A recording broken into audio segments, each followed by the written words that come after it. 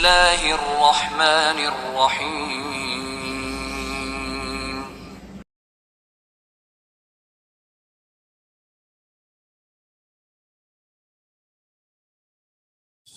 Assalamualaikum warahmatullahi wabarakatuh.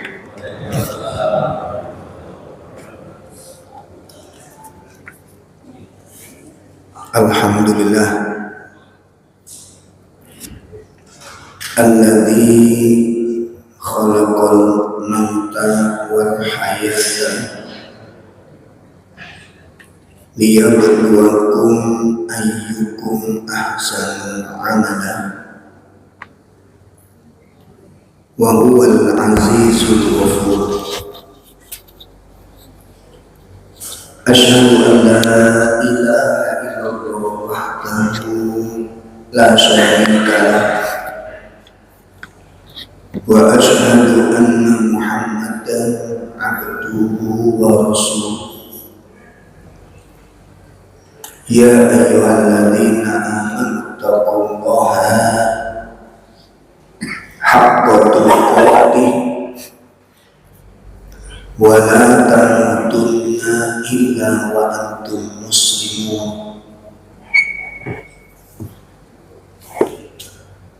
Allahumma shalli wa sallim wa barik ala nabiyyina Muhammadin wa ala alihi wa ashabihi wa man tabi'ahum bi ihsanin ila yaumiddin. Amma ba'd.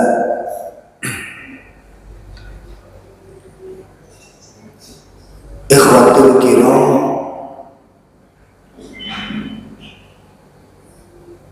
Bapak Ibu sekalian yang semoga dimuliakan Allah Subhanahu wa ta'ala.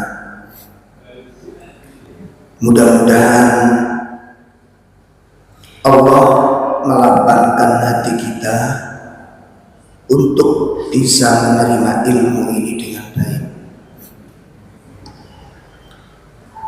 Dan semoga Allah jauhkan kita dari kerasnya hati.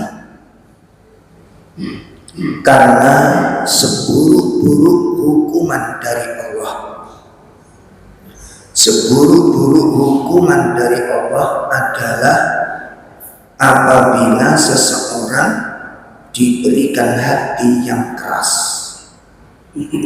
Seburuk-buruk hukuman dari Allah adalah apabila seseorang diberikan hati yang keras. Hal ini sebagaimana dijelaskan oleh Imam Malik bin Dinar, dijelaskan oleh Imam Malik bin Dinar. Beliau mengatakan, ma duriba abdun, ma duriba abdun biuqubatin a'dhamu min qasawatil qalb. Tidak ada hukuman yang Allah berikan kepada seorang hamba, tidak ada hukuman yang Allah berikan kepada seorang hamba yang lebih besar, yang lebih dahsyat dibandingkan dari kerasnya hati. Dibandingkan dari kerasnya hati, tidak ada suatu hukuman yang Allah berikan kepada seorang hamba yang lebih besar, yang lebih dahsyat dibandingkan dengan hukuman berupa kerasnya hati. Nah, karena apabila orang sudah keras hatinya, maka berbagai macam bentuk mudorot, berbagai macam bentuk bahaya akan menimpa kepada dirinya. Apabila orang diberikan hati yang keras, maka berbagai bentuk bahaya, bentuk kerusakan itu akan menimpa kepada dirinya. Oleh karena itu, hendaknya setiap muslim berlindung kepada Allah Ta'ala, memohon pertolongan kepada Allah Ta'ala dari musibah yang paling mengerikan ini, yakni musibah yang berupa dari kerasnya hati. Bapak Ibu sekalian yang dimuliakan Allah, materi yang akan kita bahas pada pagi ini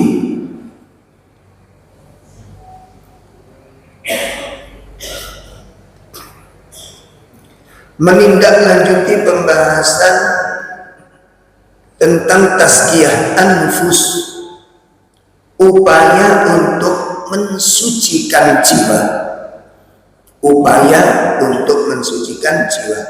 Dan materi pagi ini mempelajari tentang perintah Allah untuk mensucikan jiwa, perintah Allah untuk mensucikan jiwa.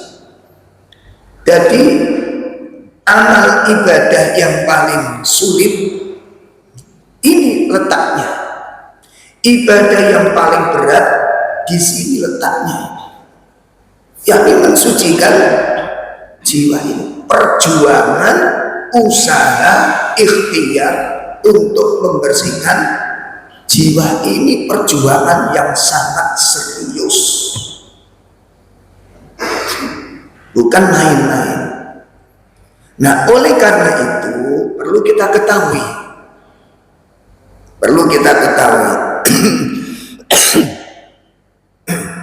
sebelum Rasulullah SAW berangkat menunaikan tugas utama pertama kali, sebelum Rasulullah SAW memulai tugas utamanya, dakwah, menyampaikan risalah, mengajarkan ayat-ayat Al-Quran, maka modal pertama yang Allah berikan, wasiat pertama yang Allah wasiatkan kepada beliau, itu adalah tentang kesucian jiwa. Kita lihat surat 74, surat 74 ayat 4.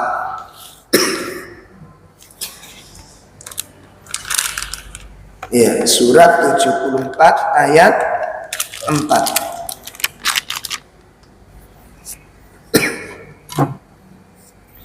Kita mulai dari ayat yang pertama.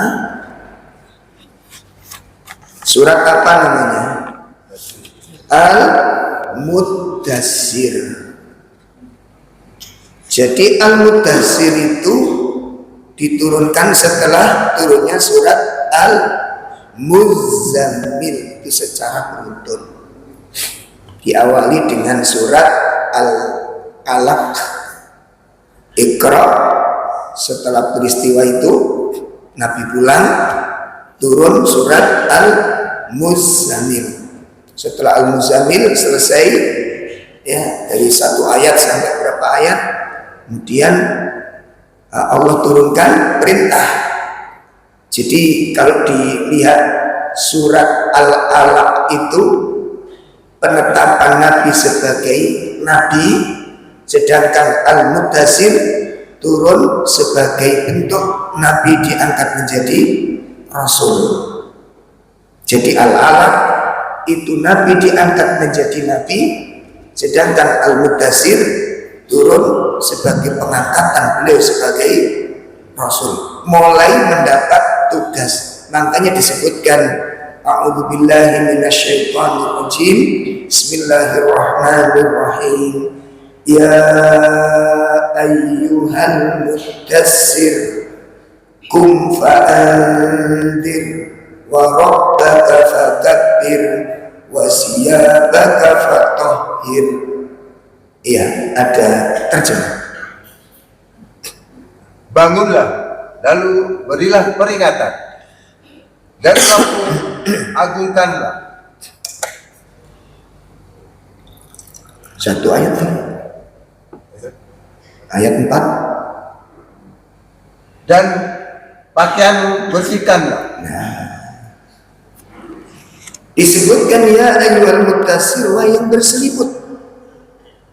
Ini masih kelanjutan di ayat yang kedua itu. Ya ayyuhal muzammil. Ya. Jadi kalau di dalam surat Al-Muzammil itu surat sebagai pembekalan, godok jiwa, gembleng jiwa itu dengan amal-amal soleh.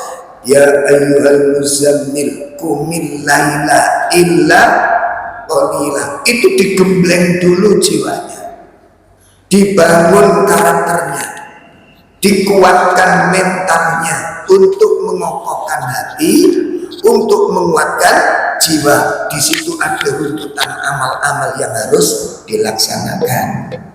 Qiyamul lail, tilawah, kemudian mengingat Allah Subhanahu wa ta'ala. Itu penggemblengan jiwa.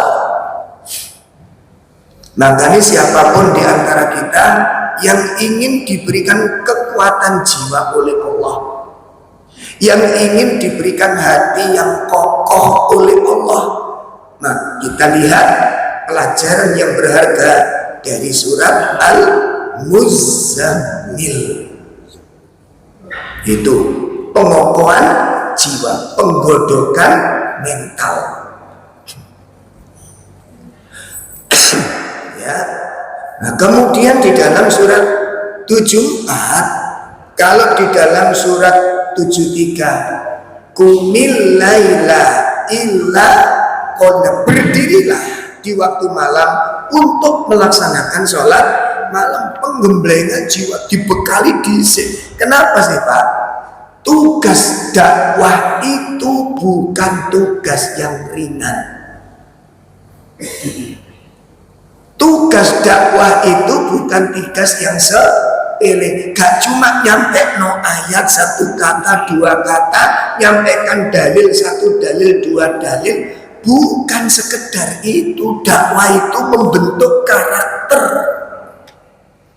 merubah cara pandang, merubah keyakinan, dandani mental. Itu dakwah. Makanya tugas seorang suami di rumah, tugas para suami di rumah, ayo bapak-bapak, ngasih nafkah istri dengan mendidik istri. Iku abot ndi? Hah?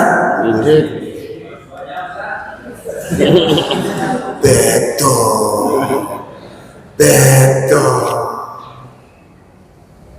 Menafkahi istri dengan mendidik istri, berat mana? Mendidik istri. Coba nanti hari ini saja, khusus hari ini saja, sampai tes. Sepulang dari sini istri kasih uang 1 juta.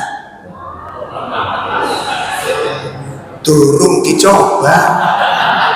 Sampai ini kena ketok duit ini. Dicoba. Nanti pulang dikasih uang 1 juta. Engkau jam 10 sampai ke imannya. Engkau mari sholat zuhur kasih lagi. Nanti habis asar kasih lagi. Nanti mau tidur kasih lagi. Bu, umpama dikonok nih sampai seneng apa ora?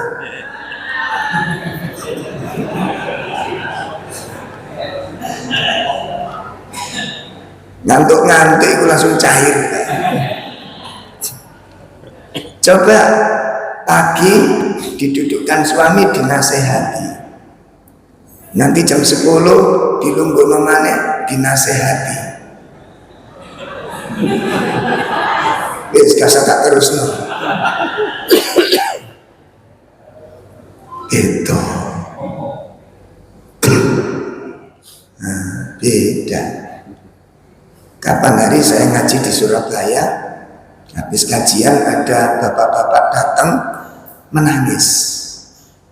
Materi yang kami sampaikan itu pas dari awal sampai akhir, itu yang beliau alami.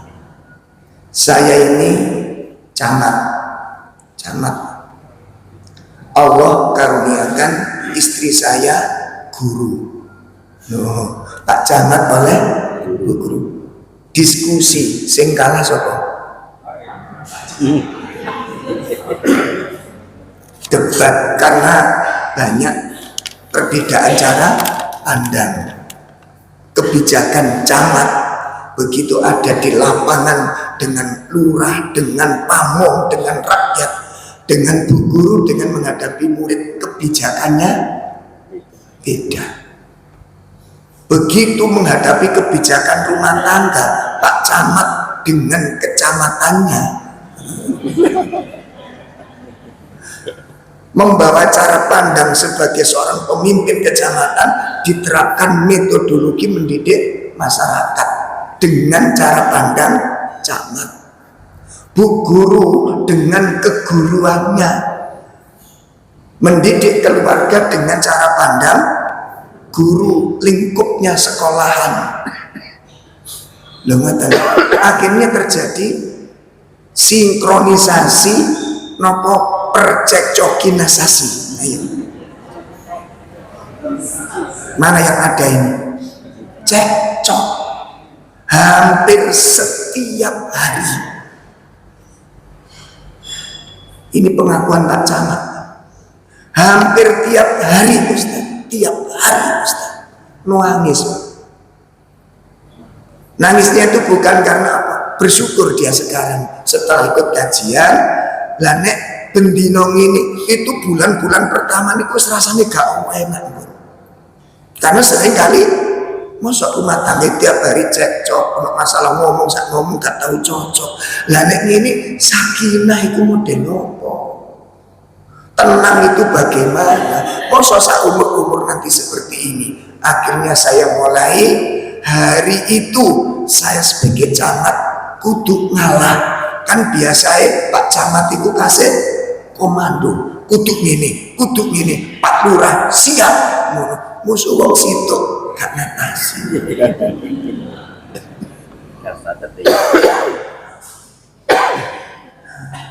Nyiblorong dilawan.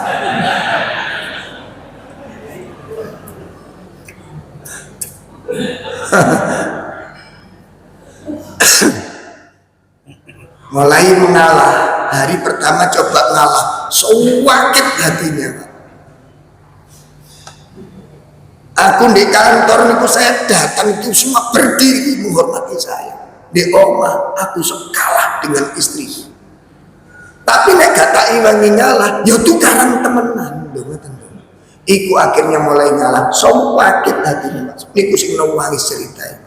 Hari pertama tersiksa, hari kedua tersiksa, hari ketiga mencoba. Aku nek ini mati dadak.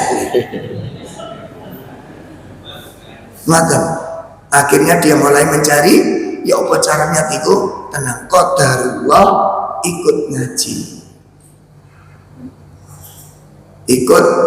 Sekarang kenapa sih orang kalau debat, diskusi suami istri mau ngalah? Itu kenapa sih? Siji, geng. Yang kedua, harga diri. Gimana? Iya, karena dua ini makanya ngotot mau ngalah. Akhirnya dengan adanya kajian itu dia mendapat siraman yang luar biasa. Akhirnya disimpulkan, oh ternyata yang namanya rumah tangga sakinah itu tidak mesti seide, sejalan, sepaham, tidak. Beda pemahaman, beda cara pandang, beda sering, beda debat ini ternyata bisa menghasilkan sakinah. Dan itu tidak bisa diraih kecuali teko kelapangan hati. Masya Allah, saya setuju nih.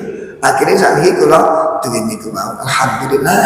Akhirnya sampai hari itu dia ingat betul peristiwa awal di Waneni ini, masya Allah.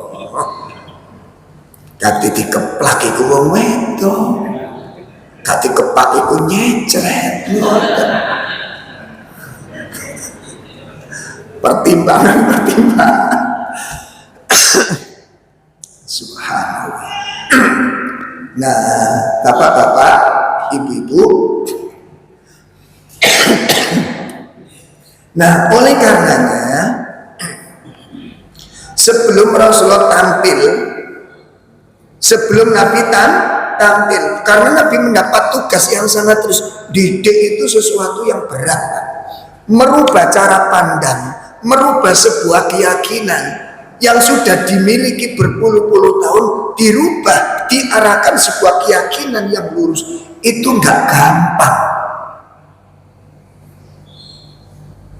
Itu bukan gampang, sehingga butuh modal yang namanya sabar.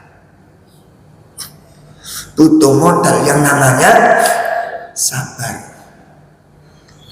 Lah untuk bisa mencapai derajat sabar, sifat sabar, hati yang sabar, gak bisa kecuali untuk membersihkan hati terlebih dulu.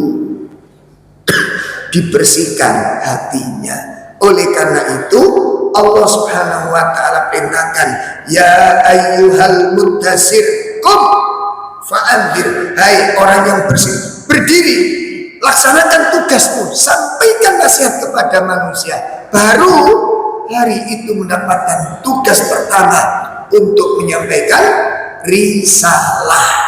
Dan ini harus berhadapan dengan resiko-resiko yang sangat besar.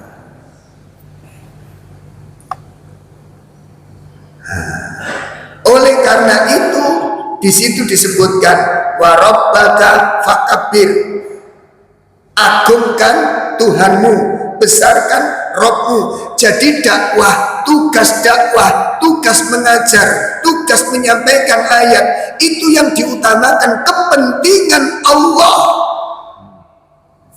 bukan kepentingan kelompok.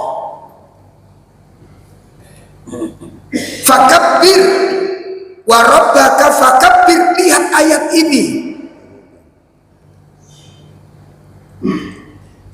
Lihat ayat ini. Para dai, para khotib wajib memperhatikan ayat ini. Qum fa'andir wa rabbaka fakabbir, agungkan Tuhan. Jadi kebutuhan Allah, kepentingan Allah itu yang didakwahkan, itu yang diajarkan, itu yang disampaikan. Makanya ajaklah manusia itu menuju jalan siapa?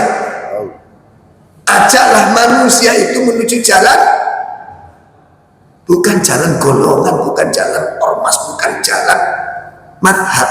Ajak manusia itu kepada Allah. Ud'u ila,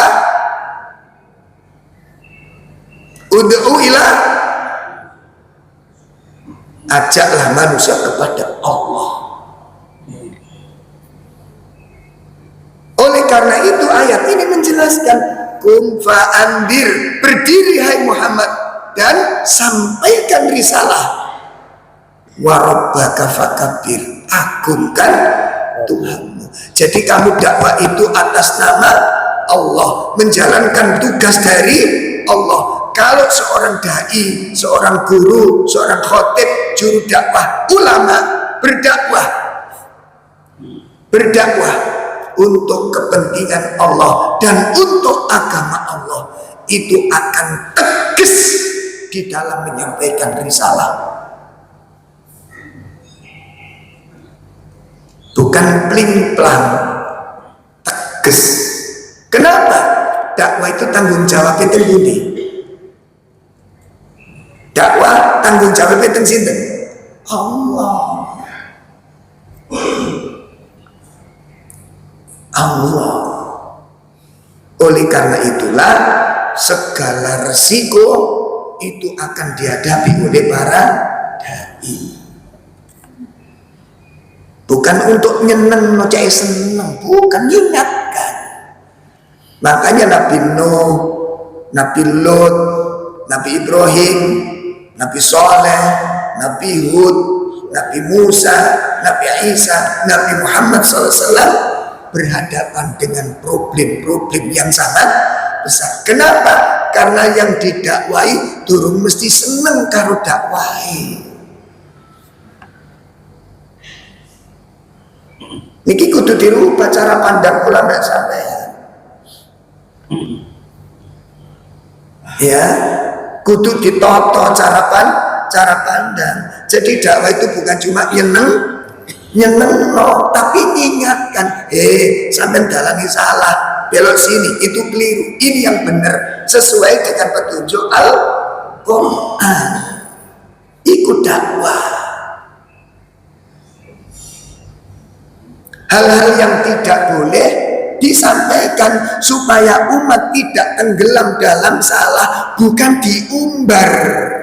Halo. Makanya tugasnya dakwah niku loro. Tugasnya dakwah niku kali ada dua. Satu amar, yang kedua nahi mungkar. Sakniki sing mlaku sing pundi? Nahi mungkar gak mlaku. Sebab nek kula sampe nyampe sing dilarang-dilarang engko kena julukan elek. Aliran keras. Apa mana? Wahabi. Pokoknya mbak Sirik Wahabi saat ini. Astagfirullah.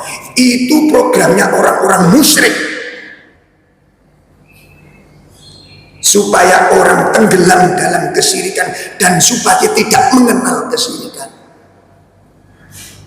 Makanya dai-dai wedi kena julukan itu wis timbangane loro kabeh, mending gak usah bahas. Ngoten.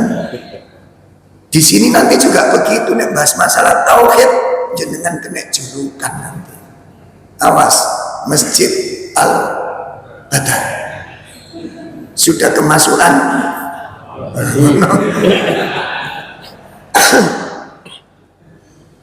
Wong dakwah ulama-ulama kita dulu, Pak. Ulama-ulama sesepuh, senior, pendiri-pendiri itu dakwah utamanya adalah tauhid. Lho kok saiki gak ono sing nama tauhid? Piye? Niku prioritas mangke kita ungkapkan dasarnya rahasia tauhid ini. Hidup panjenengan kali kula niki, Pak. Hidup kula panjenengan ini semuanya itu berada di atas tauhid. Semua hidup kita semuanya berada di atas tauhid kepada Allah. Ya, makanya niki kudu dilapangkan, dibersihkan ini. Pun apa makna wasiyabaka fatahhir? Bersihkan pakaianmu, itu maknanya bagaimana? Mari kita simak tafsir-tafsir yang dibawa oleh para ulama dari kalangan para sahabat, ulama ahli tafsir, ulama ahli fikih. Mari kita simak. Pertama, berkata Imam sahabat Ibnu Abbas. Sahabat Ibnu Abbas. Ibnu Abbas itu dikenal oleh para ulama sebagai ahli tafsirnya para sahabat. Sahabat Ibnu Abbas dikenal sebagai apa? Ulama tafsirnya para sahabat. Niku Pak. Beliau mengatakan yang dimaksud wasiyadaka fatohir itu adalah toharo minal ism. Bersihkan dirimu dari dosa. Itu makna pertama. Bersihkan dirimu dari dosa. Itu makna pertama. Jadi tafsir wasiyadaka fatohir, bersihkan pakaianmu, itu sebenarnya bukan pakaian ini. Yang dimaksud rokok an-nafs, jiwa. Bersihkan jiwamu, bersihkan dirimu minal ithmi, daripada dosa. Kenapa? Seorang guru, para pendidik, para dai, para ulama harus membersihkan dirinya dari dosa. Mutiara nasihat yang disampaikan itu tidak bisa menyentuh hati kalau yang menyampaikan itu hatinya kotor.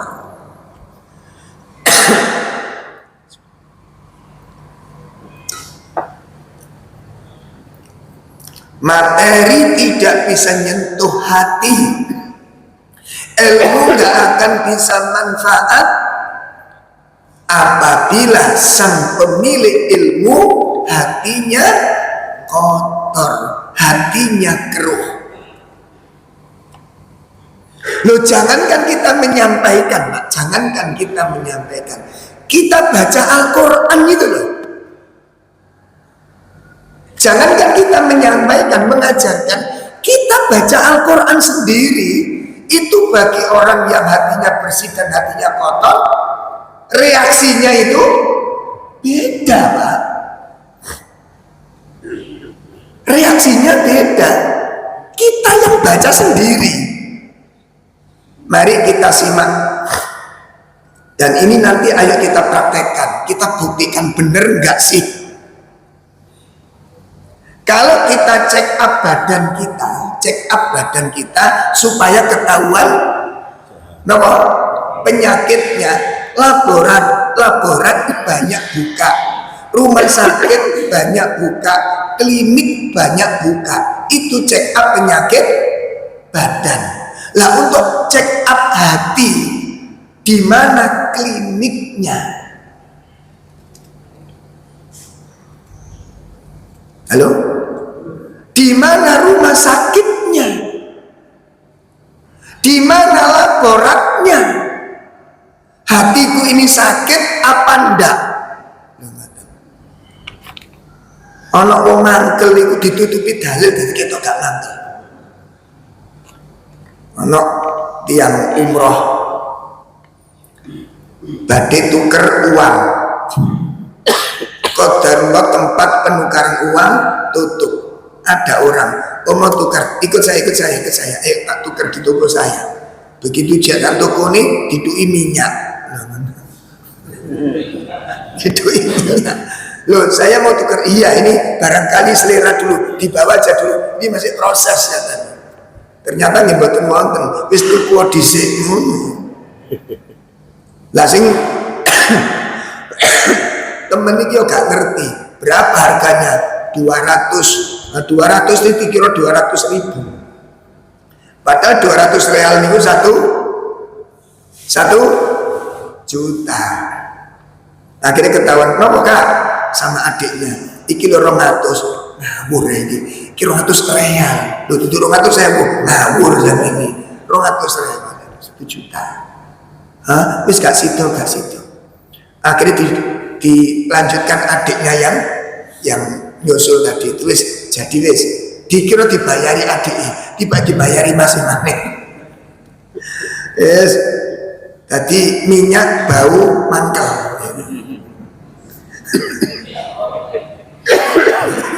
Minyak bau mangkel.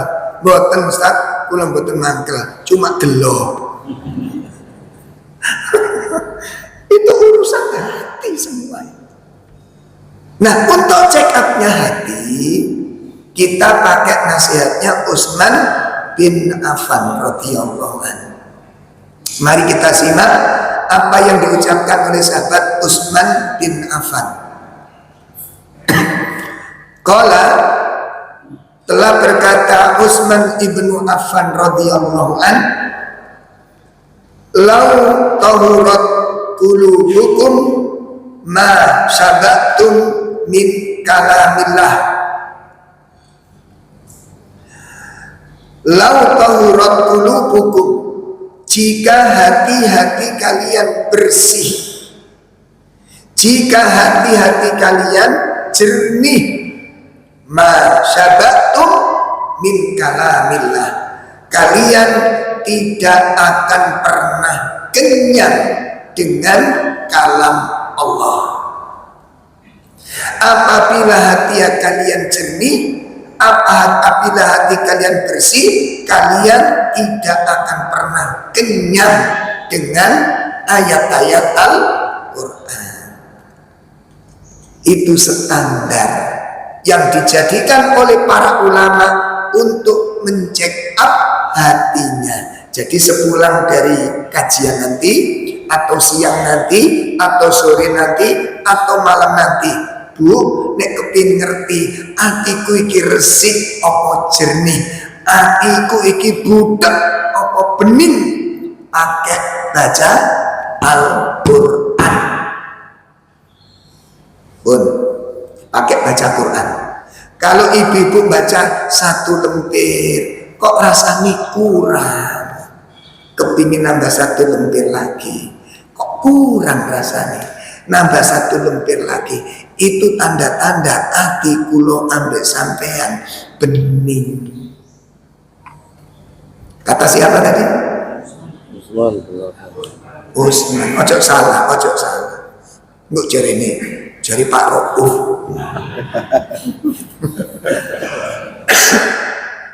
Kata siapa? Tapi kalau kita pakai baca Al-Quran baru setengah lembar, meripat kok sepet separuh. Ya, tiga ketip wis rodok kesep, rodok perih. Maca nun koyok tak. Iki ono apa iki? Itu belum satu lembar, setengah lembar. Demi Allah, Pak, demi Allah saya katakan ini. Saya coba nanti.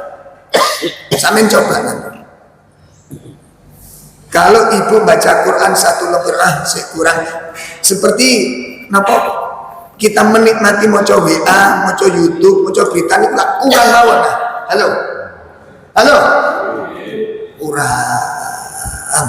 Iku sampai sak jam gak terasa. Tapi begitu kita pakai baca Al-Quran setengah lembar, indikasi wong gak menikmati maca Quran itu kait oleh setengah lembar wis diwolak-walik. Ini iku tenere wis gak menikmati. Wis oleh piro, sik setengah lembar, sik setengah lembar wis diwolak-walik koyok-koyok wis iku indikasi jenengan tidak menikmati. Wis rumah masing tenang, dengarkan yang baik. Kalau Anda baca belum satu lembar, beban Anda sudah berat, jiwa Anda sudah merasa terberontak, maka ingatlah, ketahuilah hati kita buta.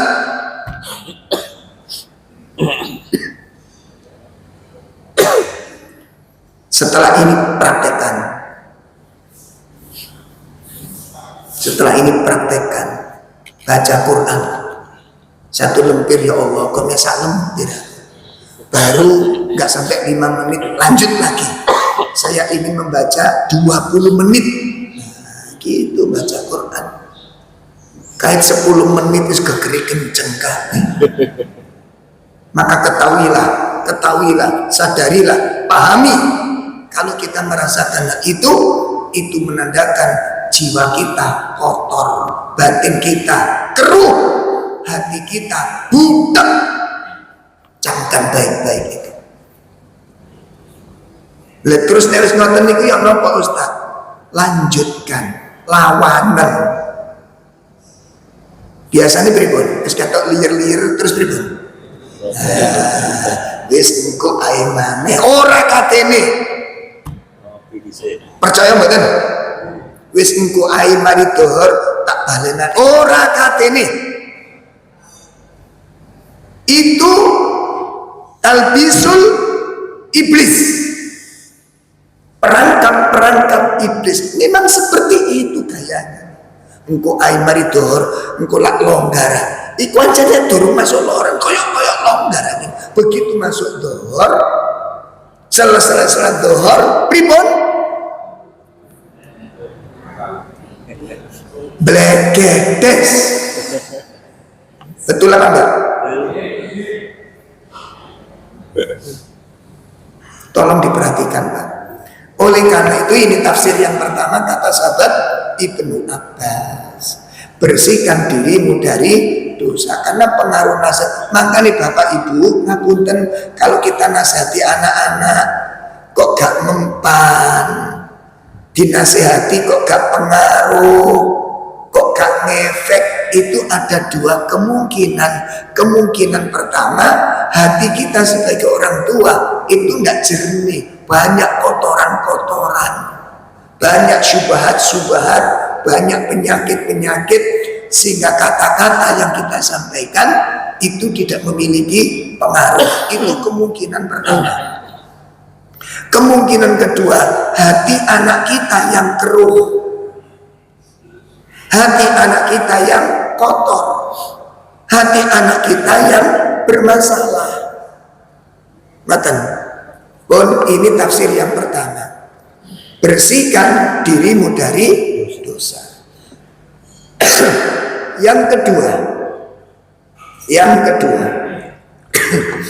berkata Imam Qatadah,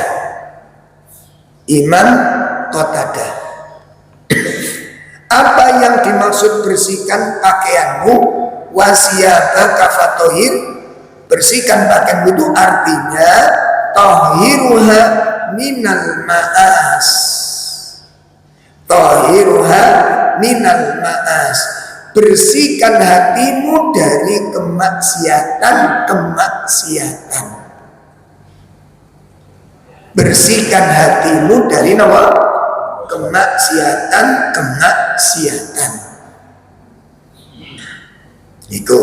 Itu makna yang kedua menurut Imam Qatadah rahimahullah ta'ala. Bersihkan hatimu dari kemaksiatan. Yang ketiga, Imam Mujahid berkata,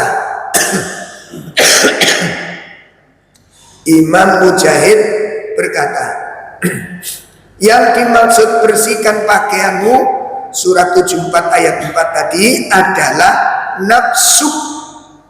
Yang dimaksud itu jiwamu, batinmu, laisa siyabau, bukan pakaian yang kamu pakai di badanmu. Kata Imam Mujahid berkata bahwa nafsu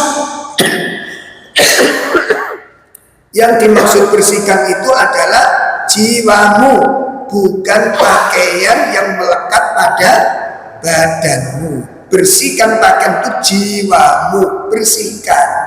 Karena kamu seorang dai, seorang pengajar, seorang penyeru, seorang nabi, seorang rasul, seorang panutan. Jiwamu bersihkan, hatimu bersihkan. Lalu Imam Mujahid berkata, wa amaluka fa aslih, maka maksudnya yang dimaksud bersihkan pakaianmu di surat 74 ayat 4 itu adalah wa amaluka, amalmu fa aslih, maka perbaiki. Ini kalau menurut Imam Mujahid, bersihkan pakaianmu adalah bersihkan jiwamu, bukan pakaian yang melekat pada badan. Dan juga perbaikilah amal amalmu. Perhatikan Pak, perbaikilah amalmu. Kalau ada kalimat perbaiki berarti ono sing ada yang rusak. Pertanyaane, kula mbek sampeyan itu ngerti enggak amal-amal kula mbek sampeyan sing durung apik iku ngerti napa mboten? Sifat-sifat kita, akhlak-akhlak kita ono sing durung apik iku ngerti apa ora? Iku masalahe. Pun itu yang ketiga, Imam Mujahid. Kemudian yang keempat, Imam Sa'id bin Jubair. Ini ulama tabi'in, muridnya para sahabat. Imam Sa'id bin Jubair berkata, Masya Allah niki. Yang dimaksud bersihkan pakaianmu itu adalah qalbuk. Napa qalbuk? Hatimu. Bersihkan hatimu. Wa niyatuka fatahhir, dan tujuanmu, niatmu bersihkan. Ini kisih berat. Ya, hatimu dan niatmu bersihkan. Kenapa hati dan niat ini kok selalu digandeng? Karena ini yang akan mendominasi apa saja yang kita lakukan ini. Niat itu memiliki peran yang sangat dominan. Nasib dakwah, nasib ilmu, nasib amal, nasib seluruh ibadah itu terletak pada posisi niat. Nek niatnya rusak, maka amalnya juga akan rusak. Niat itu Masya Allah. Ada seorang muslimah ibu, Masya Allah, diuji oleh Allah dengan suami yang durhaka. Seorang muslimah yang taat, yang sabar, diuji oleh Allah dengan suami yang, jadi wong sing lanang niku maksiat nek jari wong Jawa molimo niku wis dilakoni kabeh. Dilakoni kabeh. Wis mboten yo kasar. Ya gampang mukul istri, ya Allah. Sampai pernah membawa pelacur ke rumahnya. Membawa pelacur ke rumahnya. Kira-kira ibu-ibu masih bertahan nggak punya suami koyok ngono? Lalu ngirim WA ke suami, stiker kabur.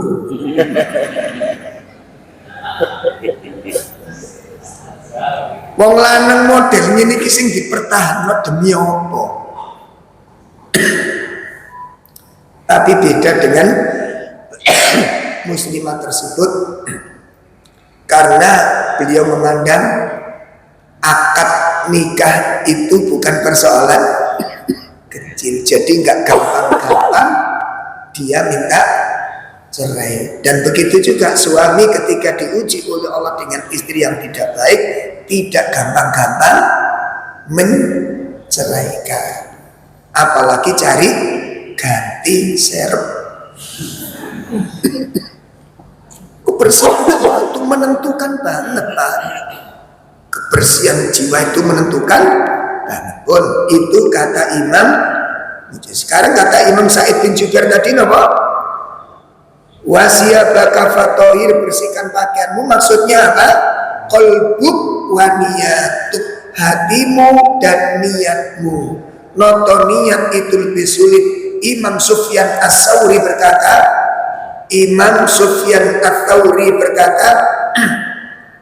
ma'allajtu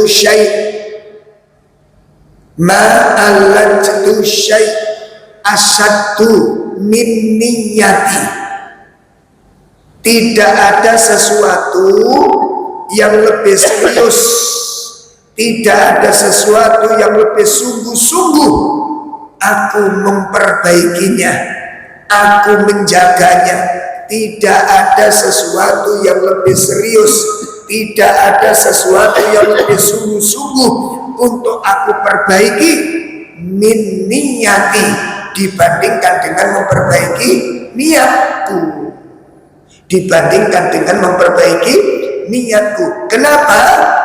Li'annaha tataqallabu alayya, li'annaha tataqallabu alayya, karena sesungguhnya niat itu berubah-ubah di dalam hati. Tidak ada sesuatu yang lebih serius aku perbaiki, ya, dibandingkan dengan memperbaiki niatku, kata Imam Sufyan Ats-Tsauri.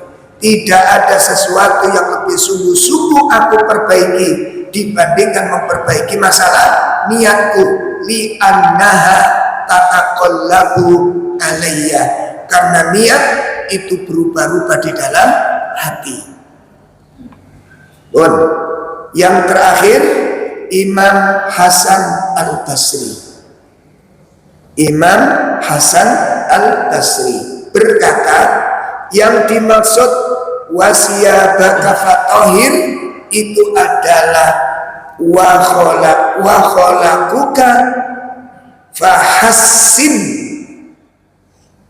ya, wa khuluquka fahassin, ai percantik, perindah, perbaiki akhlak-akhlakmu.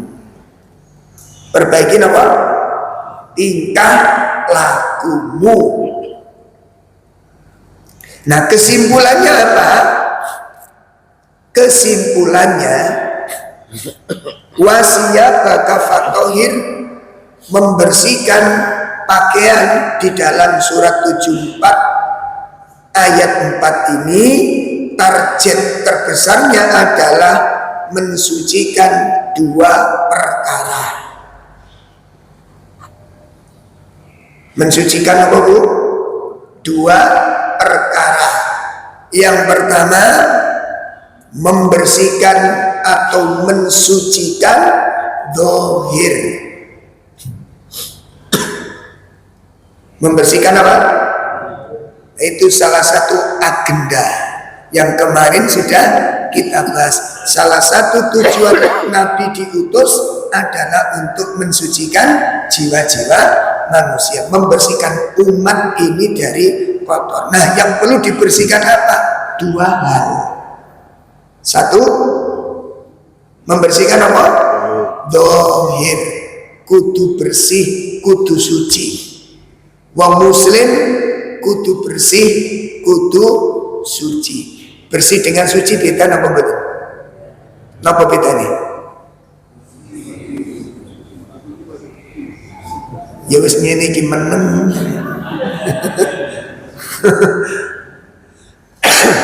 Orang Arab bilang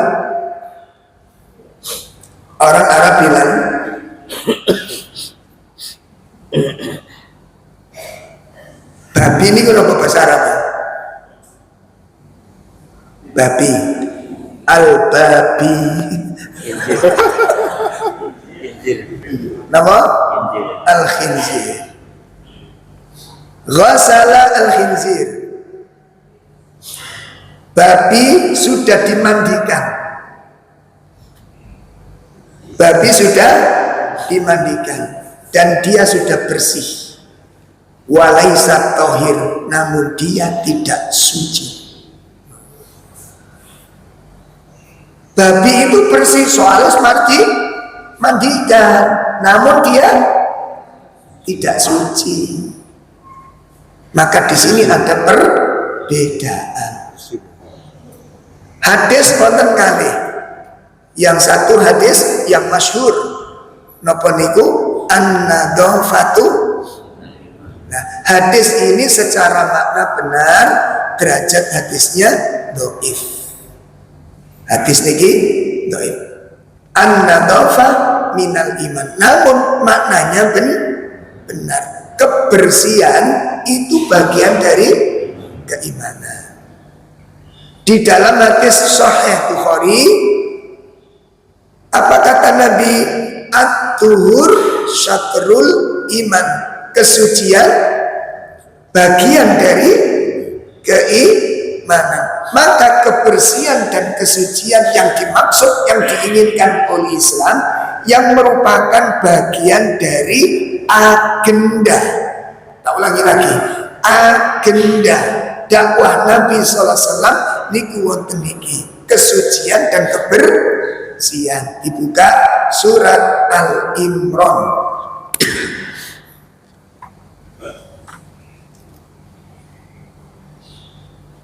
Dibuka surat Al-Imran.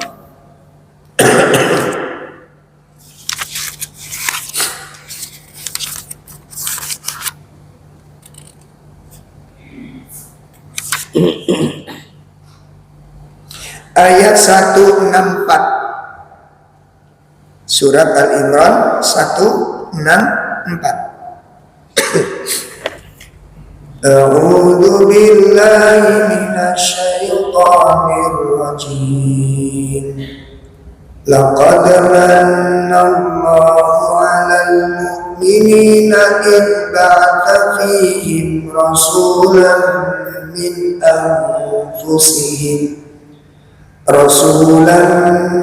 anfusihim yatlu 'alaihim ayatihi wa yuzakkihim wa yu'allimuhumul kitaba wal hikmata wa in kanu min qablu lafi dhalalin mubin. Sungguh Allah telah memberi karunia kepada orang-orang yang beriman ketika Allah mengutus di antara mereka seorang rasul dari golongan mereka sendiri yang membacakan kepada mereka ayat-ayat Allah, membersihkan jiwa mereka dan mengajarkan kepada mereka Alkitab dan Al-Hikmah. Dan sesungguhnya sebelum kedatangan Nabi itu mereka adalah benar-benar dalam kesesatan yang nyata. Nah, ini Bapak Ibu, di ayat ini Allah jelaskan, laqad manallahu 'alal mu'minin, sungguh Allah memberikan apa? Karunia. Allah memberikan karunia yang sangat besar kepada orang-orang mukmin. Apa bentuk karunianya? Napa bentuk karunia ini? Ketika diutus seorang rasul ke tengah-tengah hidup mereka. Nah, sehingga menurut ayat ini ada dua perkara yang merupakan anugerah terbesar Allah kepada umat Islam ini. Dua perkara anugerah terbesar Allah kepada umat. Yang pertama, anugerah yang pertama adalah diutusnya seorang rasul. Diutusnya seorang rasul. Yang kedua, anugerah terbesar umat ini adalah diturunkannya Al-Quran. Insyaallah ini diturunkannya Al-Quran. Satu apa tadi? Diutusnya Rasul. Yang kedua apa?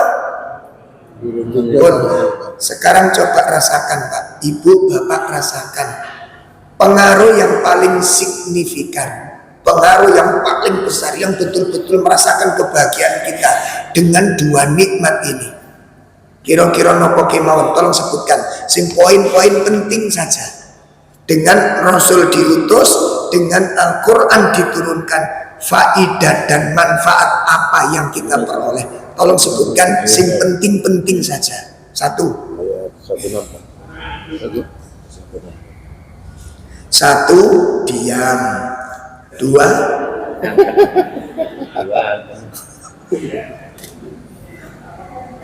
ya ngono cinta Rasul.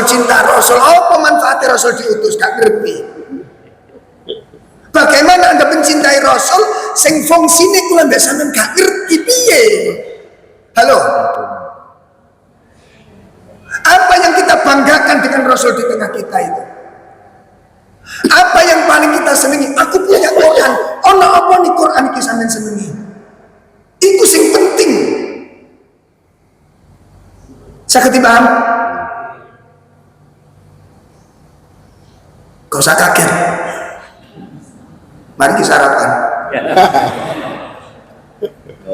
Masa orang Islam ngaku pengikut Rasul, apa sih mbok bangano dengan Rasul? Terus dengar-dengarnya. Saiki apa sih kita dapatkan nikmat yang paling menakjubkan? Aku bangga menjadi umat Islam karena punya Rasul yang namanya Muhammad. Sing mbok banggano apa gitu loh. Jadi kita rasakan betul dahsyatnya kedatangan Nabi itu. Kita rasakan betul anugerah besar dalam Al-Quran. Setelah saya baca Quran, setelah saya pelajari, saya dapatkan sesuatu itu apa? Ngono lho. Ngerti karep ora? Pun sebutkan. Iki mumpung sik sabar. Ngapunten Mbak, ngapunten. Ini buahnya umat Islam sing mboten ngertos. Cuma ngatakan aku cinta Rasul. Sing mbok cintai apa nih? Rasul Al-Quran. Makanya benar kata Imam Ibrahim bin Adham. Benar kata beliau. Bagaimana doamu akan dikabulkan? Kultum tuhibbun Nabi. Kamu mengatakan, kamu mengaku cinta kepada Nabi. Wa taraktum sunnatahu, namun sunnah-sunnahnya kamu tinggalkan, syariatnya kamu injak-injak, aturannya kamu hina dan kamu celah. Bagaimana kamu mengatakan cinta sama Rasul? Sunnahnya kamu tinggalkan, ajarannya kamu abaikan, perintahnya kamu tinggalkan. Bagaimana mengatakan cinta Rasul?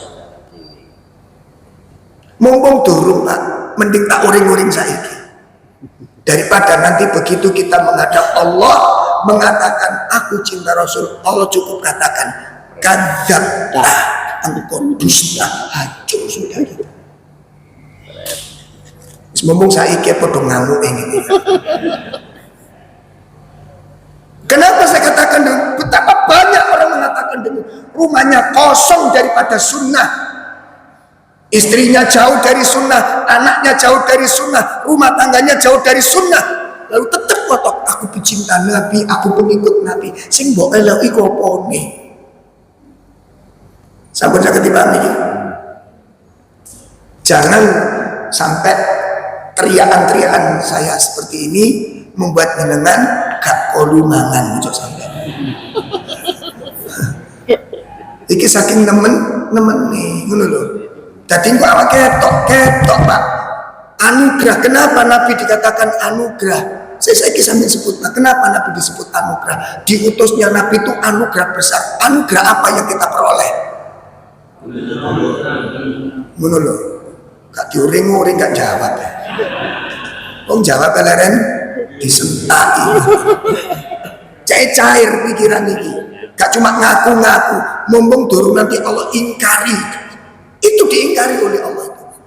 Saya kisah dibutuhno orang cinta itu pengakuan apa bukti? Bisa menjawab. Ngaku cinta itu sing dibutuhno itu pengakuan apa bukti? Apa wis kula mbek sampean buktekne? Iku sing dinteni dina kiamat kok. Duduk pengakuan, tapi fakta. Saya kami ajarkan anak-anak kami dari mulai TK sampai kami ditegur, Masya Allah, nangis saya Pak. Nangis saya.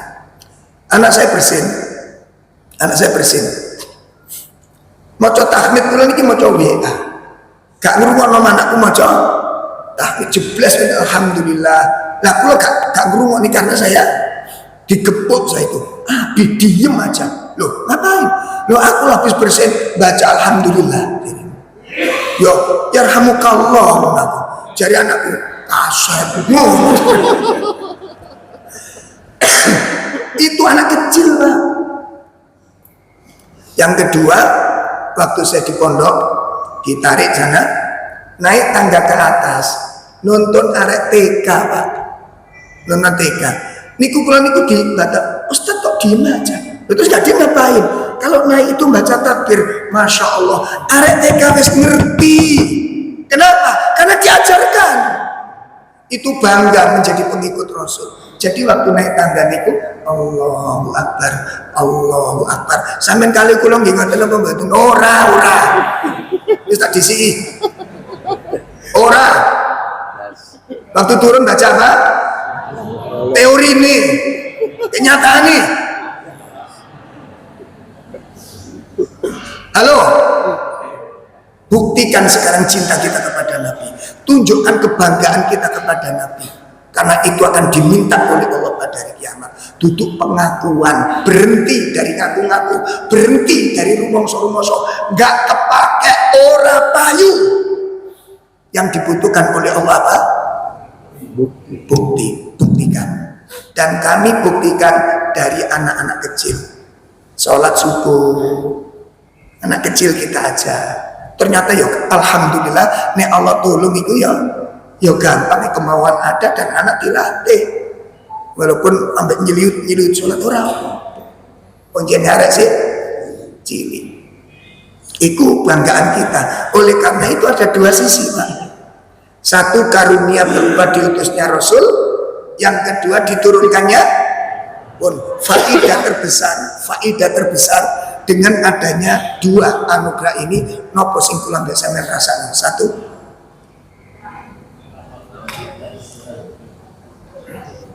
wis kita tutup majelis Pak Guru. Napa? Sing paling nikmat ya Allah dengan adanya Rasul diutus, dengan Al-Quran diturunkan ini, satu, ilmu. Ada yang lebih mahal dari ilmu? Ada yang lebih berharga dari ilmu? Ilmu itu nikmat tertinggi. Imam Syafi'i rahimahullah ta'ala, man arada dunya fa'alihi bil ilmi wa man arada al-akhirah fa'alihi. Kata Imam Syafi'i rahimahullah ta'ala, barang siapa ingin sukses, barang siapa ingin berhasil, barang siapa ingin selamat, barang siapa ingin bahagia dunianya dengan ilmu. Bapak, ibu tidak punya ilmu, sing trimo sampean dadi pegawai sapa? Halo, sampean bawa lamaran, punya ilmu apa Pak? Tidak punya. Lah sampean kok melamar ini terus melamar sapa? Melamar anak sampean. Ayo, jangan punya jabatan kenapa? Jangan punya kedudukan kenapa? Itu karena ilmu. Tidak punya ilmu, tidak punya prestasi. Tidak punya pengetahuan, tidak akan punya karya. Sakit dipaham.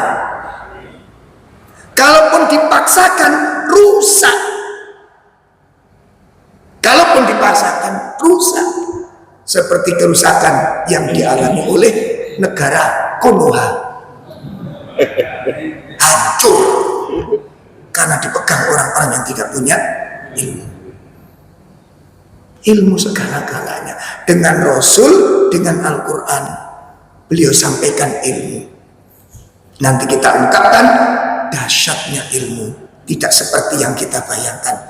Jauh lebih dahsyat, jauh lebih menakjubkan. Itu yang pertama, anugerah yang paling besar. Nah, Bapak Ibu, untuk bisa memperbaiki diri, untuk bisa memperbaiki pribadi, maka kita harus melakukan satu langkah yang akan kita bahas bulan depan. Satu langkah akan dimulai perbaikan, satu langkah akan dimulai perbaikan, penataan manajemen. Apa itu? Muhasabah. Apa itu? Muhasabah. Nah, dari situ nanti kita mulai, aku iki wis sapi apa? Gorong. Ati iki bersih apa? Resik. akhlak iki wis apik apa urung, tidak muhasabah, tidak akan menemukan. Oleh karena itu, kenapa kok muhasabah kita ambil? Orang yang tidak tahu, orang yang tidak menemukan kekurangan pada dirinya, orang yang tidak menemukan kekurangan dirinya, sampai kiamat dia tidak akan bisa memperbaiki diri. Napa wau? Napa wau? Orang yang tidak bisa menemukan kekurangan dirinya tidak akan bisa memperbaiki diri. Kenapa? Karena tidak tahu kesalahannya. Karena nggak ngerti sing perlu diperbaiki. Sama dengan seorang dokter. Ada dokter nggak di sini? Nggak ada. Nggak usah dipaksa.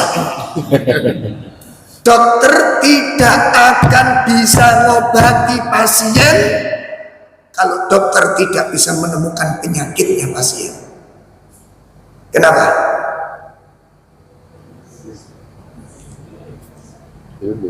Apa dokter bisa ngobati pasien kalau menemukan penyakitnya belum bisa?